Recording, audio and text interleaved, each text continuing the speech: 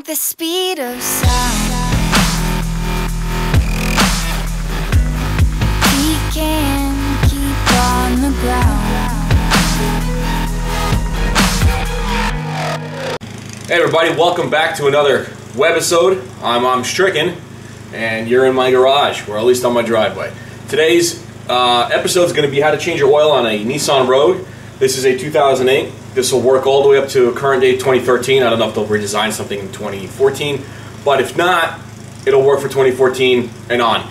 Pretty much it's all the same in the 2.5 liter Nissan engine that's currently in production. What we have here is I bought a sale kit. I'm pretty sure you guys can tell which brand this is, but I figured I'd cover it up anyway. This was 20 bucks, 21 with tax, I believe. You got your Fram Extra Guard filter. I know they're not the best, but I do 5,000 mile oil changes, so it's not a big deal. And a major brand 5W30 oil, all for 21 bucks. Not a bad deal.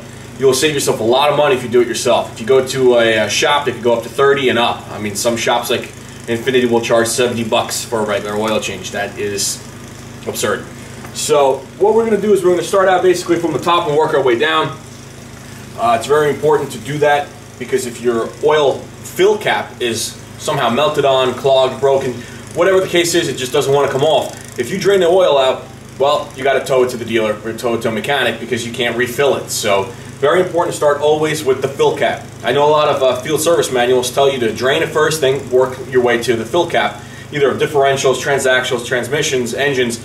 I'm telling you, don't do that. Start always with the fill cap. This way you know you could always refill the system once you drain it. Very, very important not to forget that.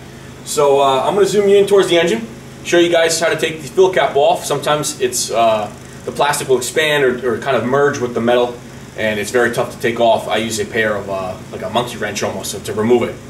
It gives me a little bit more torque and leverage on the actual cap. Then we're going to crawl up underneath. I got a little stand for the camera, and I'll show you guys exactly what to tinker with. This is honestly, once you get the hang of it, about a 10-minute, 15-minute process. It's not a big deal. The longest part, or the most draining part of it all, is going to be to let the oil drain out. That's really the hardest, the longest part of it. Everything else is pretty much a breeze. So let's zoom in to the top of the engine, and I'll show you guys exactly what to remove. Alright guys, this looks like a zoo, and I know it looks very complicated and really high-tech engines nowadays, but in reality it's not that difficult. Very basic: battery, air filter box, intake. You're going to have your alternator right here, your exhaust shield, exhaust manifolds underneath it, your radiator support, windshield washer fluid, engine coolant reservoir. This is going to be the access to the radiator. You're going to have these two silver pipes are going to be the high and low side of your AC system. Always fill it on the low side. Your spark plugs are underneath these. These are called coil packs. You're going to have 4 of them for a 4-cylinder engine. And here is, right in here, you're going to usually see a little design of the oil fill. And this is where you're going to turn counterclockwise. Sometimes they get stuck. And there's your fill cap for your engine oil. Inside of there, it's going to be usually your camshafts, things like that, working your way down towards your combustion chamber, piston rods, crank, and your sump. So you're going to have to remove this. Make sure it's removable. This way you know you could always refill your engine. Alright, let's shoot down and I'll show you guys exactly what you're going to need. Alright guys, I forgot to mention, but first and foremost, you want to lift your vehicle, at least the front end. I have these, looks like Rhino ramps, I believe. Yeah, they are Rhino ramps. They are, if I'm not mistaken, 10,000 pound Rhino ramps. I lift just the front up. It's simple. You could do the back as well. I have an extra set inside the garage to do the back when I do the differential and work like that. But you want to make sure that everything's square and equal from the front. Where the tire lands, it's not off balance anywhere. No tires leaning over any edges on the inside or the outside. Really important.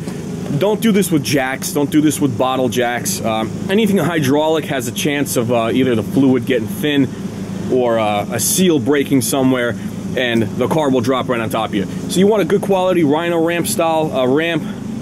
Metal works great. These are plastic. Just make sure it's rated for the vehicle you're working on, and this way you're going to be a lot safer. Alright guys, here are some of the basic supplies that you'll need to get this job done.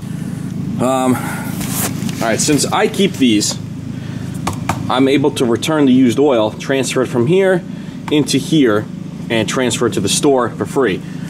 So you're going to need a brand new jug of oil,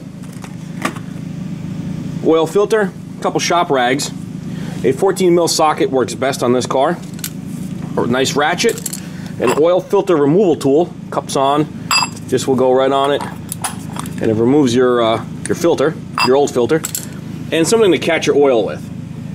Now I have this sheet that I bought at Harbor Freight many years ago. You see a bunch of oil stains on it. My Rhino ramps and the car. So let's crawl up underneath and I'll show you guys around, see what we got here. Alright guys, here I am laying on the driver's side of the vehicle underneath it. And that is the passenger side, and this is the front heading that way. So what we have is your oil pan for your engine oil. Here's the drain bolt. And scooting towards the passenger side, right underneath, let me see if I can get this. Right underneath or behind this splash guard, voila, there is your oil filter. You're gonna need to remove that. I use a 14mm socket right on this thing right here. Counterclockwise removes it, clockwise tightens it. Remember, lefty-loosey, righty-tighty. So we're going to position our oil pan, or your oil catch can, right below where the oil is going to splash. Now, once you remove this plug, it's going to shoot outward. So you want to kind of be prepared for that. And you're going to learn as you go pretty much how far your car is going to shoot it. Some will have a plug directly downward, so it's going to shoot just straight down. Some will have it on an angle, it's going to shoot that way. So you definitely want to take that into consideration where you position your catch can. You know, knowing that, I'm going to actually position my camera back even further. Last thing I want is some engine oil on it. So there you go. You're going to be there for now. Now, I am wearing rubber gloves. You can find these, like a big box of them, at Harbor Freight for about $5.99. It's a good investment to have. You're going to crack open, remember, righty-tighty, lefty-loosey, so I'm going to go counterclockwise now. You're going to crack open your bolt. And the rest I'm going to do by hand because I want to control the flow. And you're going to start seeing it drip slowly. Now, I'm pushing the bolt against the pan as I remove this bolt.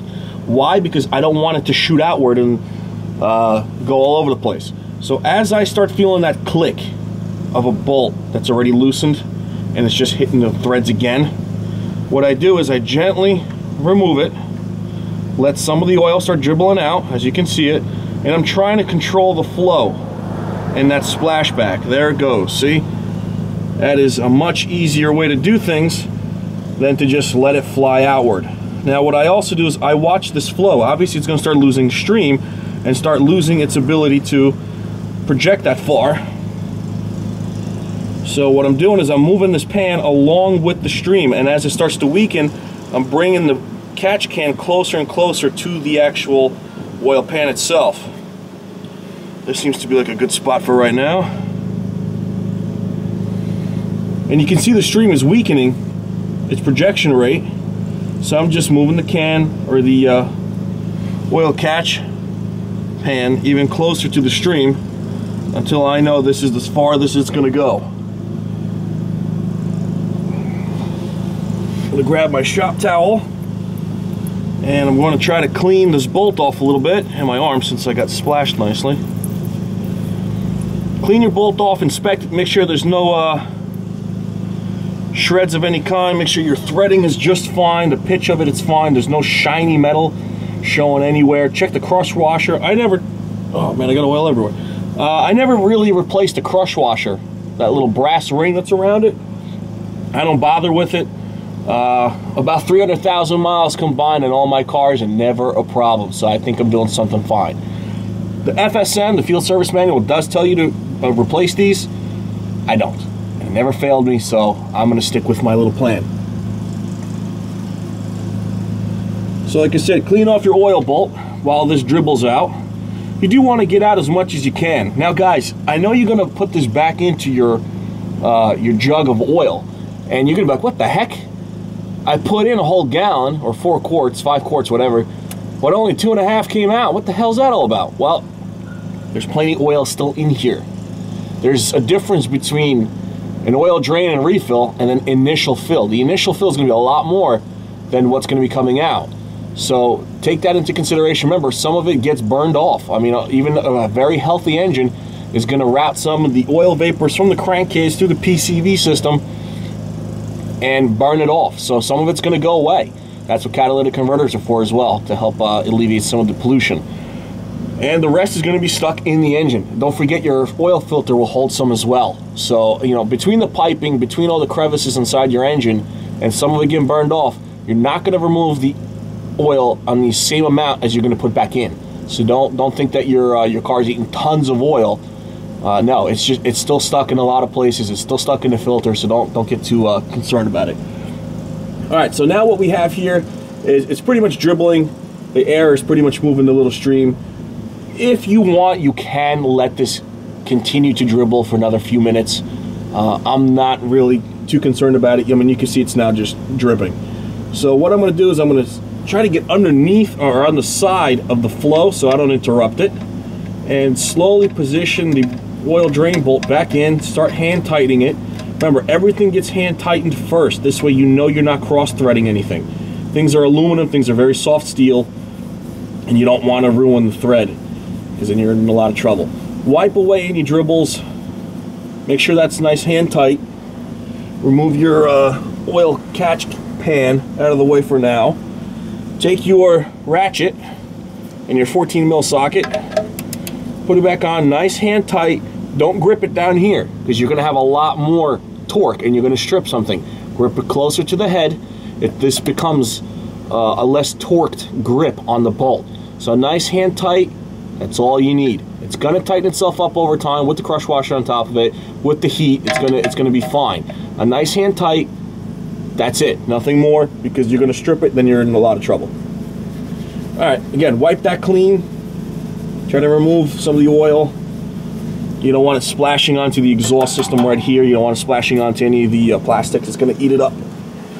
All right, moving closer towards the oil filter. You're going to move your oil drain pan, or a catch pan, closer towards the filter. You're going to slowly try to remove it by hand. Mine's not budging. Okay, no problem. So I'm going to take that black oil filter cap remover tool, right here as you see it. I'm going to put it on my ratchet in the removal position. Remember, lefty loosey, so we're going to have it turning counterclockwise. And we're going to put it on the actual end of the filter, and we're going to try to slowly remove it. Do not start spinning it, because it's going to start dripping oil. You want to make sure it's going to fall into your oil catch can thing. So start slowly removing it. Once you start feeling it spin, just nice and easy, don't go crazy with it, and you're going to start feeling and seeing the oil dribbling out. All right, mine's loose enough to where I don't, there it goes, starts dripping on me. And again, reposition your oil catch pan thing so it catches all the filter, all the oil removed by the filter. Now, my black can is stuck on the old filter. I'll remove it later. So I just push my snap ring and I remove my ratchet, and I'll take care of the rest by hand. Just let the filter slowly leak out into your catch can and slowly turn it, continuing counterclockwise, letting all the oil out. You want to let it out slowly, because you don't want to make a mess. Nice and easy. It's probably, I'd say, about a quarter quart in here, quarter of a quart of oil in here. So just give it about, I don't know, maybe 30 seconds. Try to wiggle it gently just to get some of it out. You'll see more oil starting to come out. Now, you'll develop a technique in order to remove this. Some guys will just, the rookies, will just start spinning it, and it just pretty much splashes and it catches in his hand.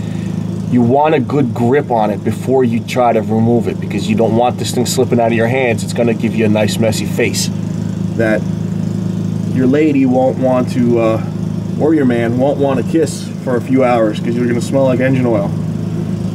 So as you are gripping it and moving your fingers around, try to push your palm up against the filter. This way you can catch it once it already is off the threads of the its respective receptacle.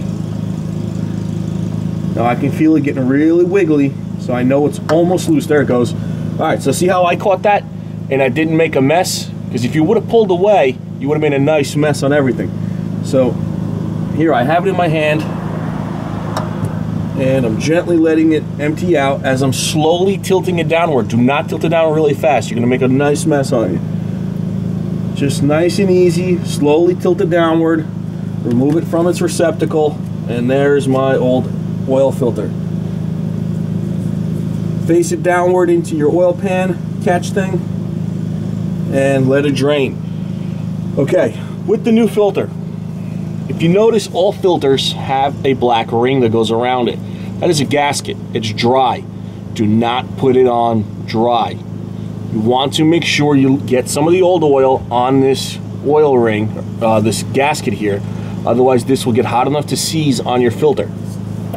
So what you want to do, obviously, is check, did the old gasket come off with the old filter? Mine did, in fact, come off with it. So what you can do is you can take your old filter, or take your new filter, take your old filter, and just mate them. Just rub it around, spin them around a couple times. It's not a big deal. And you see how I lubricated that new gasket? This, it guarantees me, well, almost guarantees me, that it will not seize to my block, because you're going to have a very tough time getting this off next time. So slip it back in the same position by hand, starting first. Put it on its respective receptacle, spin it on by hand. It should go nice and easy. Do not force it. If you're forcing it, it's cross-threaded. Remove it immediately and start over. Once you start feeling it getting a little tighter, just a nice hand tight. That's all you need. A nice hand tight by your palm. I'm not a muscle juice head gorilla, and so take that as it is. Just a nice hand tight. Once it's done, it's done. That's it. It'll, again, work its way to a nice tight fit. It doesn't have to be super hard, because if you do that, you're gonna cross thread things, you're gonna destroy it. So don't do that to yourself. All right, our job down here is done. Just wipe away some of the excess dribble in all the right places, right underneath the oil filter. Just wipe it nice and clean. Over here again, in some of the little crevices where the oil might have gone on that splash shield that we move out of the way. Nice and easy. That's it. Our job here is done. All you gotta do is refill the oil from the top. All right, guys, welcome back up top. Thanks for sticking with me so far. So again, remember we removed our oil fill cap. We're gonna set that aside here. And we're gonna use an engine oil filter, or engine oil funnel. This is, if you guys haven't picked up on it by now, I'm pretty anal when it comes to my car stuff and tools. So I have a funnel for every type of fluid. I don't like to mix anything. Brake fluid is extremely caustic. It destroys metal, eats paint up. Engine oil is a little bit more forgiving, so I don't like to mix the two. Furthermore, you can't mix oil and engine coolant. You create foam and the sludge up, so you don't even want to go near that topic. So we're going to position our funnel into the actual receptacle for the oil. We're going to remove our cap from our brand new oil. And this is 5.28 quarts. This car calls for 4.9 if I'm not mistaken. I just use the whole thing. Since I do extended drains anyway, I do want that little bit of extra oil in here, just in case I burn off some of my PCV system, or just want that extra. Summertime, sometimes oil becomes thinner. It vaporizes a little bit easier, so it does burn off. It does turn into mist. Your engine gets rid of it. Plus, in the cold, oil shrinks a little bit because it gets colder, things thicken up. So I want that a little bit more in there, especially with our engines. They use a chain, and our chain uses oil pressure in order to make the chain guides tighten up on the chain. So I'll take the whole jug. You guys do as you feel necessary. If you want to put the exact amount, go ahead and do so. For me, the whole jug always seems to work. So we're going to start slowly pouring it in there. Alright. And when you get to the bottom of the bottle, it's pretty much just a really thin flow. Just leave it upside down for a minute. If you can find a way to position it without wind blowing it over, like so, just leave it that way, get as much as you can out of it, get your money's worth of oil. that's pretty much it. I mean, that's your oil change, guys. It's nothing complicated, nothing really intricate. I mean, literally a grease monkey could do it. So I hope this tutorial helped you guys out. I hope it's going to save you guys money, because that's really why I do this. I don't get paid to, you know, to do these videos. Well, actually, YouTube does pay me. I lied. But as a mod, I don't get paid to do this. I really do this out of the bottom of my heart, just like all the rest of the mods. Nico, NICOclub.com. The staff is wonderful. We really do this just so we can help people out. So I hope this guy saves you some money, because in today's economy, the more money you keep in your pocket, maybe the more likely you are to keep your home. And that really is important to me, that people keep their home, people steady the economy by saving more money. So I hope this guy's helped you out. So take care, subscribe, comment below, share, let me know what you think. And if there's any other videos you guys want me to do, I will be doing my break soon enough once it gets warmer, so I'll make a video about that. But if you guys have any suggestions on videos, go ahead and message below. Send me a PM if you're a Nico Club member. Let me know what you think. Alright guys, take care, drive safe, and take it easy. Hey guys, I almost forgot to thank my little assistant of the day. It is Miss Stricken's little goat of a Cocker Spaniel. There he is, making his debut. Look at him. Yes, see? My little assistant. He licks up all the oil that I spilled. Doofus. And here's Miss Stricken swinging by with some sushi.